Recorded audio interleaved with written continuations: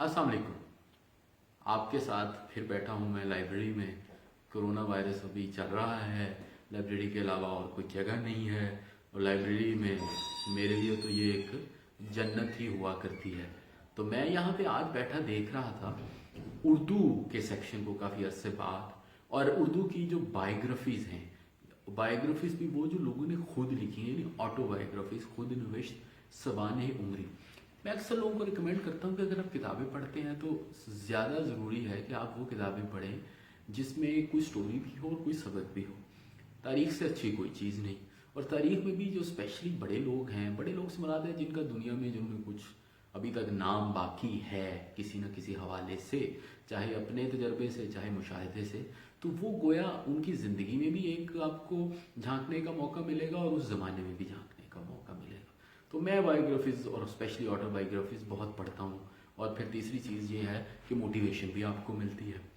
तो मैंने आज लाइब्रेरी में से मुंतखब की हैं 5 बायोग्राफीज़, और ये वो किताबें हैं जो मैंने over a period of time पढ़ी हैं। इनमें से एक किताब मैंने इधर देखी है, वो इससे पहले मैंने नहीं पढ़ी थी, वो मैं तकरीबन आधी पढ़ चुका हूँ। सबसे पहली जो किताब मैं सिलेक्ट करूँगा वो करूँगा जिसको कहा गया खुद नविश्त हयात सर सैयद। अब सर सैयद अहमद ख़ान का मैं बहुत ही बड़ा मद्दाह। मेरा ये ख्याल है कि हमारे जो 3 बड़े हैं, कायद आज़म, अल्लामा इकबाल, उसके साथ साथ सर सैयद अहमद ख़ान भी हैं।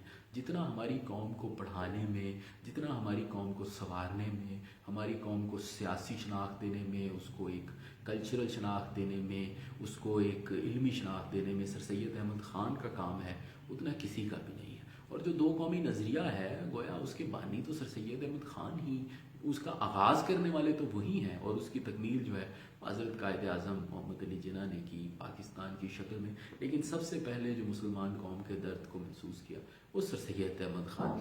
सर सैयद अहमद ख़ान की शायद आपको याद हो कि बहुत ही अच्छी सवाने उमरी अल्ताफ़ हुसैन हाली ने लिख रखी है, वो मैंने इंट्रोड्यूस भी कराई थी। ये एक किताब है जिसको खुद नविश्त सर सैयद हयात सर सैयद का नाम दिया गया। हयात सर सैयद जो है वो अल्ताफ़ हुसैन हाली ने भी लिखी थी। इसको इस तरह दिया है कि सर सैयद ने अपनी कोई समानी उमरी नहीं लिखी, मगर ज़ियाउद्दीन लाहौरी साहब ने उनकी मुख्तलिफ जो खतूत हैं, उनकी मुख्तलिफ जो तहरीरें हैं, जो कि उनकी अपनी ज़ुबान से लिखी गई हैं, उनके मज़ामीन हैं, क्योंकि सर सैयद कई रिसाले निकाला करते थे, तहज़ीबुल अखलाक भी, साइंटिफिक सोसाइटी भी, उसमें वो फिर अपने सफ़र की याददाश्तें भी लिखते थे, अपने ज़माने के हालात भी लिखते थे। तो उनको इकट्ठा करके इन्होंने एक खुद सर सैयद की समाने या सर सैयद की ज़िंदगी के हाल बताए हैं। और मेरी नज़र में बहुत ही आला और बहुत ही इम्पॉर्टेंट किताब है। सर सैयद की पूरी ज़िंदगी का अहाता करती है। उन्होंने जो स्ट्रगल देखी, उन पे जो इल्ज़ाम लगे, उन पे जो लोगों ने उनको मतलब तासुब का मुजाहरा भी किया, और सर सैयद ने किस तरह, और फिर सर सैयद की जो अप्रोच थी लाइफ की तरफ, वो बहुत ही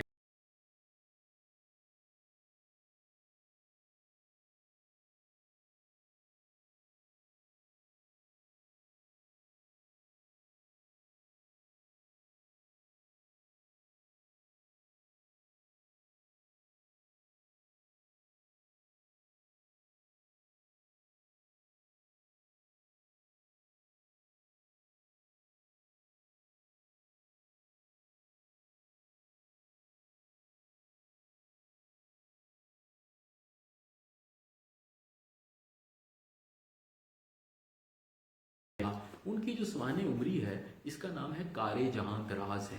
ये कारे जहाँ दराज जो है, ये अल्लामा इकबाल के शेर से लिया गया है। कारे जहाँ दराज है, अब मेरा इंतज़ार कर। मैंने ये बहुत पहले देखी थी, पढ़ी भी थी बहुत पहले। इसमें कुरतुल हैदर जो हैं, उनका एक ख़ास पस मंज़र था। वो लखनऊ में पैदा हुई, पढ़ी लिखी फैमिली से वो ताल्लुक़ रखती थी, सोचने वाली बहुत ज़्यादा खातून थी, और उसके साथ साथ जो एक उनमें एक रोमांटिक टच भी था, उसके साथ साथ एक रेवोल्यूशनरी टच भी था, एक इनकलाबी टच भी था। तो इन सारी अपने एक पस मंज़र और अपनी एक आला तालीम, उसके अलावा एक ख़ानदानी पस मंज़र, एक सकाफ़ती पस मंज़र, तो वो सारा इसमें इकट्ठा होता है। तो वो लोग जो कि कुरतुल हैदर के नावल्स को पढ़ते हैं, ان کے لیے تو بہت ہی ضروری ہے کہ یہ ان کو ضرور پڑھیں یہ سوانح عمری. میرے یہ بہت پہلے میں نے پڑھی تھی, میں اس کو ہمیشہ ہی ریکمینڈ کروں گا. دوسری جو کتاب ہے یہ جو اوپر پڑھی ہے اس کو فی الحال میں بعد میں بتاتا ہوں. یہ ایک بہت ہی دلچسپ اور بہت ہی ریمارکیبل سوانح عمری ہے جس کا نام ہے یادوں کی بارات.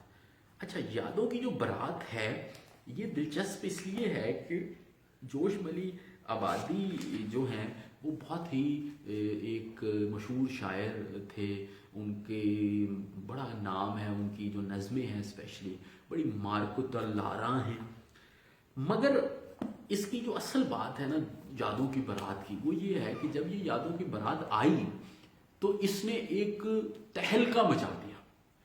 اچھا, تہلکہ کہنا زیادہ صحیح ہوگا, ایک ہم کہہ سکتے ہیں دھوم مچا دی. دھوم سے زیادہ اس نے تہلکہ مچا دیا, اس نے ایک تلاطم برپا کر دیا. اور ایکچولی اردو میں جو سوانح عمری کا جو ایک لکھنے کا طریقہ تھا اس نے اس کو یکسر بدل کے رکھ دیا. اور یہ تقریباً اس کے کئی ایڈیشن آ چکے ہیں. اور وہ کیوں تھی؟ وہ اس لیے تھی کہ جوش ملی آبادی نے پہلی دفعہ کھل کے جو وہ سوچتے تھے اور جو انہوں نے محسوس کیا وہ اس میں انہوں نے لکھ دیا. تو ان اے وے اس سے پہلے جو لوگ اپنے بارے میں لکھتے تھے نا بڑا سوچ سمجھ کے, بڑی دھیرج سے, بڑے سمجھیں کہ اچھے طریقے سے اور اچھی اچھی باتیں اور اخلاقیات, اور اس پہ جوش ملی آبادی نے تمام جو تھی پردے وہ ہٹائے اور انہوں نے جیسے جیسے اپنی زندگی گزاری تھی انہوں نے ویسے ہی اس میں حالات لکھے. اور اس کے نہ صرف یہ کہ اپنے بارے میں لکھا, انہوں نے اپنے جو ارد گرد لوگ تھے ان کے بارے میں بھی لکھا. اس سے بہت سے لوگ ناراض ہوئے. اب تو اردو کے طالب علم اس کا شاید کم سنتے ہوں, لیکن 70 کی دہائی میں, شاید 80 کی دہائی میں تو یہ بہت ہی زیادہ مقبول تھی. اور یہ بہت ہی کئی دہائیوں تک یہ ایک اردو کی بڑی مشہور کتاب رہی, مختلف حوالوں سے, ادبی حوالے سے بھی, اس کے علاوہ تنازعات کے حوالے سے بھی. تو اردو میں اگر سوانح عمریوں کا ذکر ہوگا تو یادوں کی بارات جو ہے اس کو آپ نہیں اگنور کر سکتے. یہ جو کتاب ہے یہ نسبتاً نئی کتاب ہے, نسبتاً نئی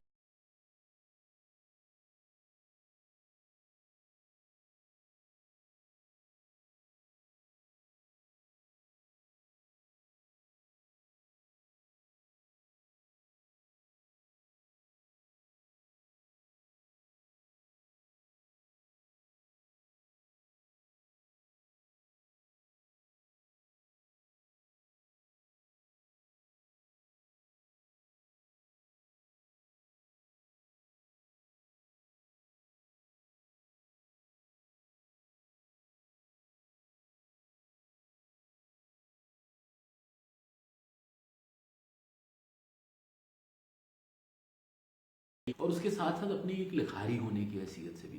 علامہ اقبال پہ جو ان کی, علامہ اقبال کے اوپر جو انہوں نے کتاب لکھی ہے وہ تو خیر مشہور ہے زندہ روح, لیکن انہوں نے پھر اپنی سوانح عمری بھی لکھی اور اس میں انہوں نے کافی کھلی ڈلی جو ہیں وہ باتیں کی ہیں.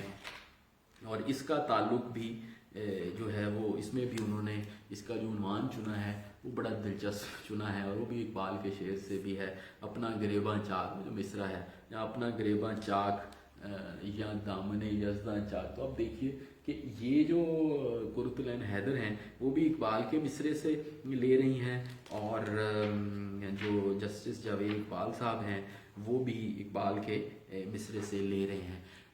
اس میں جو کتاب ہے یہ اپنا گریباں چاک, اس کے ظاہر ہے دو ہی بڑے مقصد ہیں. ایک تو یہ کہ یہ ڈاکٹر جاوید اقبال صاحب کی فکر بھی بتاتی ہے, اور اس کے ساتھ ساتھ یہ کچھ نہ کچھ حد تک, زیادہ تو نہیں لیکن یہ علامہ اقبال کے بارے میں بھی تبصرہ کرتے ہیں. اور تو یہ ڈائریکٹلی تو نہیں کرتے, صرف واقعات کو ہی زیادہ بیان کرتے ہیں, لیکن کئی جگہوں پر بعد میں بھی وہ بتاتے ہیں کہ جب وہ ان کی ایک اپنی سوچ بھی ڈیولپ ہوئی.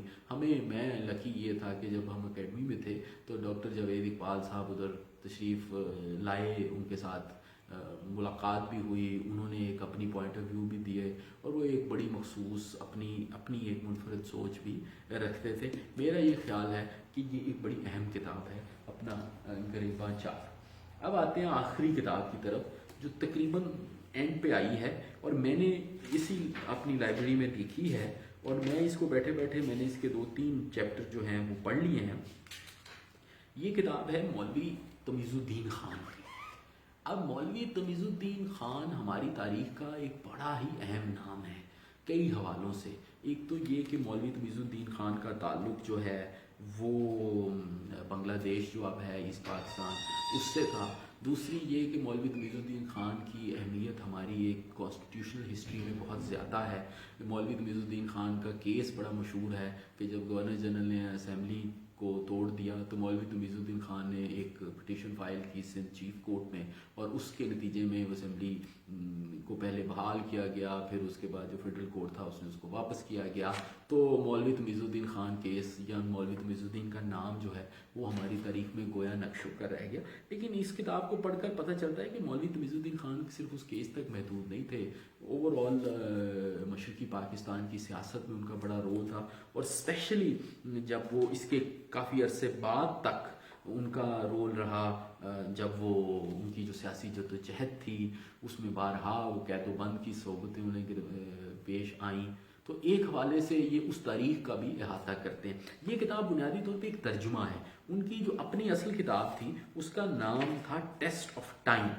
تو ٹیسٹ آف ٹائم جو تھا وہ اس کا پھر کچھ عرصے بعد یہ ترجمہ کیا گیا تقریباً 1992 میں، اور 1962 تک تقریباً وہ اس میں ان کے شامل ہیں، اور اس کا نام جو پھر رکھا گیا وہ تھا مولوی تمیز الدین خان بنام وفاق پاکستان۔ یہ بنیادی طور پہ اس کیس کا عنوان ہے جو کہ انہوں نے فائل کیا تھا، اور اس کی بڑی سٹوری ہے کہ وہ رکشے میں بیٹھ کر کس طرح